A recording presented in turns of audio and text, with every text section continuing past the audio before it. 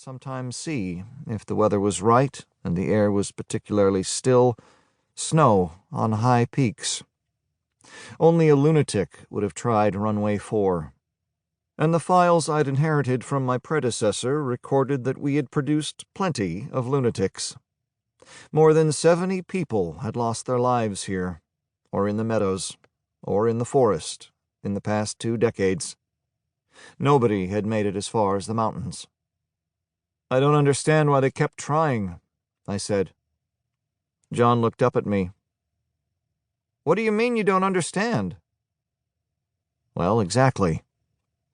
I put in a request to the Apocrypha, and to my surprise, within a month, a slim extract file landed on my desk.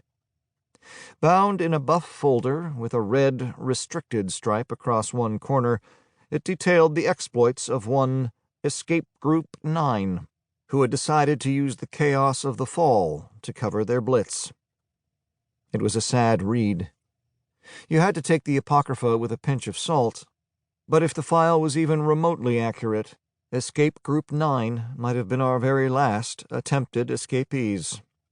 If they'd waited a few more weeks, they might not have bothered. But I remembered those weeks, and I couldn't blame them for trying. I put the folder away, thinking it would make a sad little footnote to our collective history, but at the next board meeting, Chris Davenport said, "If this was Escape Group 9, what happened to the other 8?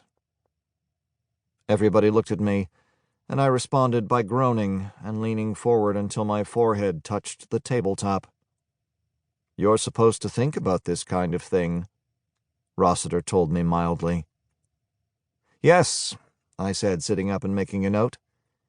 "Yes, I'm sorry." "Because the other 8 might have made it," Chris went on, not caring that he was further complicating my life, which was already complicated enough. I made another note. "I'll have the river dragged again." "I mean," said Chris, "why call yourself Escape Group 9 if there haven't already been 8 of them?" I looked around the table. Everyone was looking at me. "Why not?" I tried weakly. Everyone started to talk at once, but Rossiter raised a hand for silence. When everyone had quieted down, he looked at me.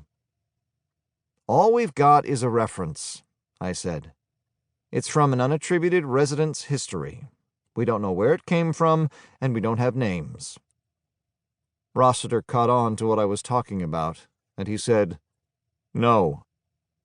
I put down my pencil and clasped my hands on the table in front of me. "I can't spare anyone, Richard, and I can't do it myself. I'm busy." "We're all busy," he told me. "I've a stack of memos from Harry Poole wanting people to go out and deal with the flu thing on the south side." "I'll do it when I have time," I promised. "This is the sort of loose end that causes all kinds of trouble," he said, looking at me over the top of his spectacles. "Yes, sir." "And stop calling me sir." I didn't have time to worry about Escape Group 9. There was always too much to do, and every time I made anything more than tangential contact with my in-tray, it seemed that there was more work waiting for me. I put in another request for the Apocrypha to be checked for anything and everything that might give us a clue to the names of EG-9's personnel, but nothing came up. A month or so after my ill-fated fishing expedition, it started to look as if EG-9's security had been better than most, which made it all the more a shame that they hadn't managed a home run. It was around that time that I went back to the river. The first morning, watching the float bob gently on the surface, a rhythmic splash-splash from upstream announced the appearance of a young woman single-mindedly paddling a canoe. I sat where I was, and the canoe shot past me and ran my float down. The canoe splashed away downstream and out of sight round a curve in the river, and I was left to reel in. At the end of the line was nothing but an end of line, curling like a pubic hair. Hook, float, shot, and about a foot of leader had been torn clean off.